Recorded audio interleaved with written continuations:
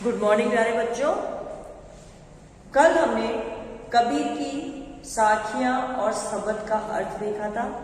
आज हम इन्हीं पर आधारित प्रश्न अभ्यास करेंगे। पहले हम साखियों पर आधारित प्रश्नों को समझेंगे बेटा। हमारा इसका पहला प्रश्न है, मानसरोवर से कवि का क्या आशय है। मानसरोवर एक पवित्र झील है बेटा। कवि ने उसके संदर्भ में मनुष्य के हृदय का यहाँ पर उल्लेख किया है। तो इसका उत्तर होगा बेटा, मानसरोवर से आशय मन रूपी सरोवर से है। कवि ने वक्त के मन की तुलना यहाँ पर मानसरोवर रूपी पवित्र झील से की है। व्यक्ति के मन को कवि ने ईश्वर का निवास स्थल बताया है और कहा है कि व्यक्ति के इसी सरोवर में ईश्वर सदैव निवास करता है। प्रश्न नंबर 2 देखो बेटा, कवि ने सच्चे प्रेमी की क्या कसौटी बताई है। हमारी साखी है ना, प्रेमी को प्रेमी मिले सब विष अमृत होए, उसी के संदर्भ में हमको उत्तर लिखना है। कवि ने सच्चे प्रेमी की यह कसौटी बताई है कि जब सच्चा प्रेमी मिलता है तो वह विष को भी अमृत में परिवर्तित कर देता है। सच्चे प्रेमी के मिलने से मन की सभी बुराइयां, वासनाएं दूर हो जाती है। मन अमृत के समान पवित्र और निर्मल हो जाता है। जब सच्चा प्रेमी मिलता है तो वह हमारे मन के भीतर जो भी कलुषितता होती है उसे दूर कर हमारे मन को दर्पण की भांति पारदर्शी बना देता है।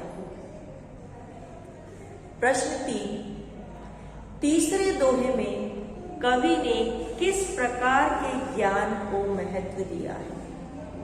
हमारा तीसरा दोहा है ना बेटा कि हस्ती चढ़िए ज्ञान की सहज धूलि चढ़ डारी।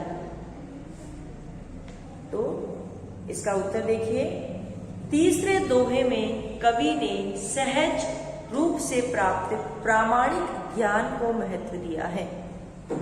कवि का मानना है कि हमें जो ज्ञान ईश्वर का परिचय करवाता है, जो ज्ञान हमें अपने अनुभवों से, अपनी सहज साधना से प्राप्त होता है, वही ज्ञान वास्तव में सच्चा ज्ञान होता है और हमें अपने जीवन में अपने ध्यान, अपनी साधना के द्वारा ऐसे ही ज्ञान की प्राप्ति के प्रयास सदैव करने चाहिए।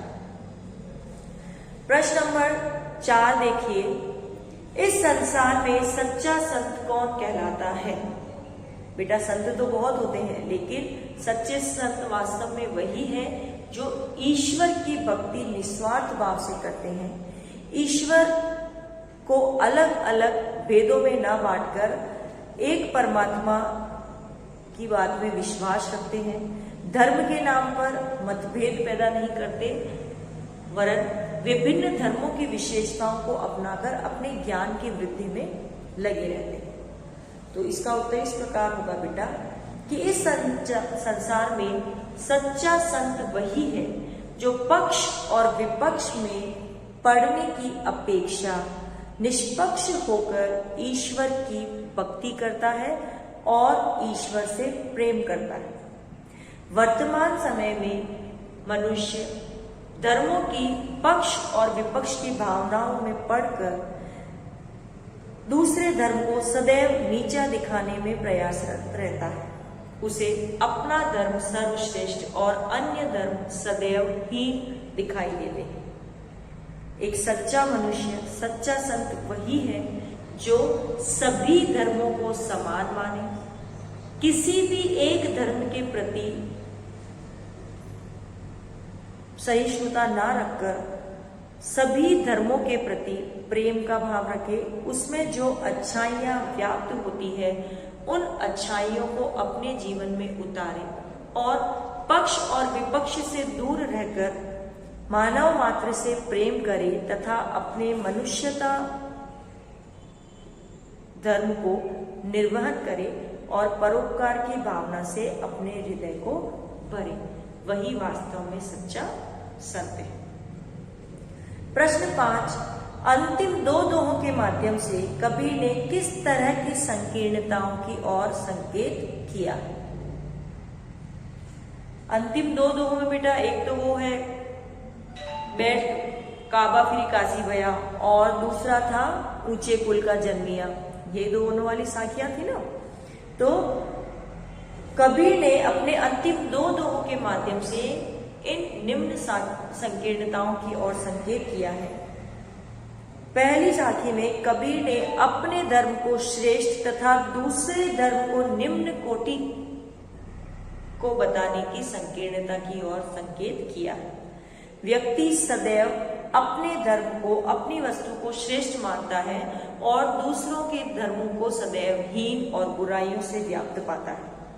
मनुष्य को ऐसी विचारधारा को त्याग देना चाहिए। उसे इस बात के लिए सदैव तत्पर रहना चाहिए कि यदि उसे किसी अन्य धर्म में किसी भी तरह की कोई अच्छाई और कोई गुण नजर आता है तो वह उसे अपने जीवन में उतारे और अपने आप को श्रेष्ठ मनुष्यों की श्रेणी में लाकर खड़ा करे, न कि दूसरे धर्मों में सदैव बुराइयां खोजने का प्रयास करे। अंतिम साखी में हमें कबीर ने कहा है कि व्यक्ति ऊंचे कुल में जन्म लेकर स्वयं को श्रेष्ठ मानता है और अपने कर्म की प्रवृत्ति को महत्व नहीं देता है, जो किसी भी दृष्टि में उपयुक्त नहीं। व्यक्ति का ऊंचे कुल में जन्म लेना ही सार्थक नहीं है। ऊंचे कुल में जन्म लेना पहचान हो सकती है, लेकिन उस पहचान की सार्थकता तभी है जब व्यक्ति अपने कर्मों से अपने स्वयं की पहचान बनाए। कबीरदास जी ने इस साखी में सोने के कलश का उदाहरण भी दिया है और यह कहा है कि सोने का कलश यदि शराब से भरा हो तो उसका महत्व खत्म हो जाता है और वह निंदा का ही पात्र बनता है। अर्थात यदि हमने ऊंचे कुल में जन्म भी ले लिया है लेकिन हमारे कर्म अच्छे नहीं है तो हम अपने आप को तो बर्बाद करते ही हैं, अपने कुल का जो नाम होता है उसे भी कलंकित करते हैं। अतः ऐसे लोग जो सिर्फ अपने कुल को और वंश को महत्व देते हैं और अपने कार्यों की ओर ध्यान नहीं देते, ऐसे व्यक्तियों की ओर कबीर ने अपनी अंतिम साखी में संकेत किया है। प्रश्न नंबर 6 देखिए, किसी भी व्यक्ति की पहचान उसके कुल से होती है या उसके कर्मों से? तर्क सहित उत्तर दीजिए। बेटा ऑब्वियस है, व्यक्ति की पहचान उसके कर्मों से होती है। आज बहुत से ऐसे लोग हैं जो हम देखते हैं जिनके परिवारों के बारे में हमें कुछ पता नहीं, लेकिन व्यक्ति विशेष पूरे विश्व में विख्यात है। और बहुत से ऐसे कुल भी हमने देखे हैं कि जिसका कोई ना कोई ऐसा पुत्र या व्यक्ति हुआ है जिसने अपने कार्यों से उस कुल को कलंकित किया है। तो ये बात सदैव ध्यान रखिए कि व्यक्ति की पहचान उसके कर्मों से है। यदि उसके कर्म अच्छे हैं तो वह अच्छों में गिना जाता है, और यदि व्यक्ति के कर्म अच्छे नहीं है तो वह किसी भी कुल से संबंध रखे वह सदैव निंदा का ही पात्र बनता है। इसका उत्तर देखिए बेटा, किसी भी व्यक्ति की पहचान उसके कर्मों से होती है, कुल से नहीं। अपने कर्मों से ही व्यक्ति प्रसिद्ध या अप्रसिद्ध होता है। उच्च कुल में जन्म लेकर नीच कर्म करने वाला व्यक्ति सदैव निंदनीय माना जाता है। इसलिए व्यक्ति द्वारा अच्छे और नेक कार्य करने पर बल दिया जाना चाहिए। शराब निंदनीय ही मानी जाती है, चाहे उसे सोने के पात्र में भर दिया जाए। ऐसा नहीं है कि सोने के कलश में भर देने से शराब अच्छी वस्तु बन जाती है। उसी प्रकार व्यक्ति के कर्म बुरे हैं तो वह चाहे किसी भी कुल से संबंध रखता हो, वह लोगों की निंदा का ही पात्र बनता है। अतः हर तरह से व्यक्ति के कर्म नेक और ऊंचे होने चाहिए। प्रश्न 7, काव्य सौंदर्य स्पष्ट कीजिए। हस्ती चढ़िए ज्ञान की, सहज दुलीचा डारी, स्वान रूप संसार है, भूकंदे जगमाई। इसमें कबीरदास जी ने हमें कहा है कि हमें अपने ज्ञान रूपी हाथी पर अपने सहज साधना रूपी आसन को डालकर ईश्वर की भक्ति करनी चाहिए। और यह संसार तो उस कुत्ते के समान है जो हाथी को देखकर व्यर्थ में ही भौंकती रहती है। अतः आपको ऐसे लोगों की तरफ ध्यान ना देकर अपनी साधना में सदैव लीन रहना चाहिए। हमें इस साखी का काव्य सौंदर्य स्पष्ट करना है बेटा। इस साखी में कवि ने चित्रात्मक वर्णन प्रस्तुत किया है। चित्रात्मक वर्णन पहले भी हम डिस्कस कर चुके हैं कि वो वर्णन बेटा कि जब हम उसे पढ़ें तो हमारे सामने वो चित्र उभर कर आए। अब इस साखी को हम जब भी पढ़ते हैं बेटा तो डेफिनेटली हमारे आंखों के सामने एक ऐसा पिक्चर आता है जिसमें एक हाथी अपनी मदमस्त चाल में चला जा रहा है और उसके पीछे कुछ कुत्ते भौंकते हुए चल रहे हैं। तो ये काव्य की चित्रात्मकता है बेटा कि उसको पढ़ते समय वो पिक्चर, वो चित्र हमारे आंखों के सामने उपस्थित हो जाए। सहज साधक मस्ती से हाथी की तरह चले जा रहे हैं और संसार के अज्ञानी लोग, जिनकी तुलना कुत्ते से की गई है, भौंक भौंक कर अपना समय व्यर्थ कर रहे हैं।